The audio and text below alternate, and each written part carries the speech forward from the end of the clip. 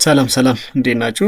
በዛሬ ቪዲዮ ደግሞ እንዴት አድርገን ዳታን በቅደም ተከተል ማስቀመጥ እንደምንችልና በጣም ብዙ ዳታ ኑሮን ከነዛ ዳታ ውስጥ ደግሞ የተወሰነውን ዳታ ብቻ ለይተን ማውጣት እንደምንችል የማሳያችሁ ነው የሚሆነው። ስለዚህ ይህንንም ለማድረግ ሁለት ቱሎችን እንጠቀማለን። ሶርት እና ፊልተር የሚባሉ ሁለት ቱሎችን በመጠቀም ማድረግ እንችላለን። የመጀመሪያ ሶርት ማለት ዳታን በቅደም ተከተል ማስቀመጥ ሲሆን እዚህ ጋር እንደምትመለከቱት እዚህ ጋር ያሉ ዳታዎች በትክክለኛ ቅደም ተከተል አይደለም የተቀመጡት። ስለዚህ በትክክለኛ ቅደም ተከተል እንዲቀመጡ ምንድነው የምናደርገው? ይሄን ዳታ ሰለክት እናደርጋለን፣ ሙሉ ዳታ። ምክንያቱም የፈለኩት ሙሉ ዳታው አብሮ እንዲሄድ ስለሆነ የፈለኩት ይሄንን ዳታ ሰለክት አደርግና ወዴት ነው የሚሄደው? እዚች ጋር ሶርት እንደ ፊልተር ምትል ትውላለች። ወደዛች ሄድና የተቀመጠው ከዘድ እስከ ኤ ስለሆነ እኔ የፈለኩት ኤ ቱ ዘድ ወይም ደግሞ በትክክለኛ ቅደም ተከተል እንዲቀመጥ ነው የፈለኩት። ከዛን ምን አደርጋለሁ? ሶርት ፍሮም ዘድ ቱ ኤ እንላለን ማለት ነው። ሶ እዚህ ጋር እንደምትመለከቱት ዳታ በዚህ መልኩ ሶርት ሆኖልናል፣ ወይም ደግሞ ቅደም ተከተሉን ይዞ ተቀምጠዋል ማለት ነው።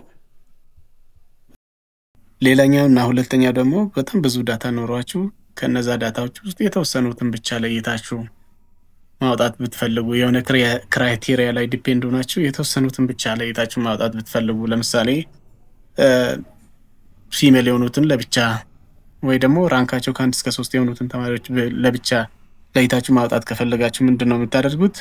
ይሄን ዳታ በዚህ መልኩ ሰለክት ታደርጉና እዚችው ቱል ጋር እንመጣና ፊልተር የሚለውን ቱል ሰለክት እናደርጋለን። እንደዛ በምናደርግበት ሰዓት እዚህ ጋር በምትመለከቱት መልኩ ድሮፕ ዳውን ሜኑዎቹ ይመጣሉ ማለት ነው። ስለዚህ ለምሳሌ ፊሜል ብቻ ከሆነ የምፈልገው እዚች ጋር ሴክስ የሚለው ድሮፕ ዳውን ሜኑ ላይ ክሊክ አደርግና እዚች ጋር መጥቼ ሰለክት ኦል የምትለውን ቼክ ቦክስ አንቲክ አደርግና ምፈልጋትን ብቻ፣ ለምሳሌ ፊሜል ከሆነ ፊሜልን፣ ሜል ከሆነ ሜልን፣ ለምሳሌ ሜል ከሆነ የፈለኩት ሜል የሚለውን ቼክ ቦክስ ቲክ አድርግና ኦኬ ላለው ማለት ነው።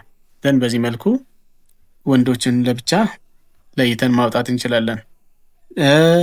አስዊላስ ወይ ደግሞ የምትፈልጉት ለምሳሌ ከ1 እስከ 3 የወጡትን ተማሪዎች ከሆነ ራንክ የሚለው ድሮፕ ዳውን ምኑ ላይ ሰለክት እናደርግና መጠን ሰለክት ኦል የምትለውን ቼክ ቦክስ አንቲክ እናደርጋለን። ከዛ በኋላ አንደኛ፣ ሁለተኛ እና ሶስተኛን ለብቻ ለይቶ እንዲያወጣልኝ ስለፈለኩ እነሱን ቼክ ቦክሶች ቲክ እናደርጋለን። ከዛ ኦኬ ላለው ማለት ነው። ከዛ በኋላ እዚህ ጋር እንደምትመለከቱት 3 ተማሪዎችን ብቻ ለይቶ አንደኛ፣ ሁለተኛ እና ሶስተኛ የወጡትን ተማሪዎች ብቻ ለይቶ ያወጣልኛል ማለት ነው። ስለዚህ በዚህ መልኩ ማውጣት እንችላለን። ስላዳመጣችሁኝ አመሰግናለሁ።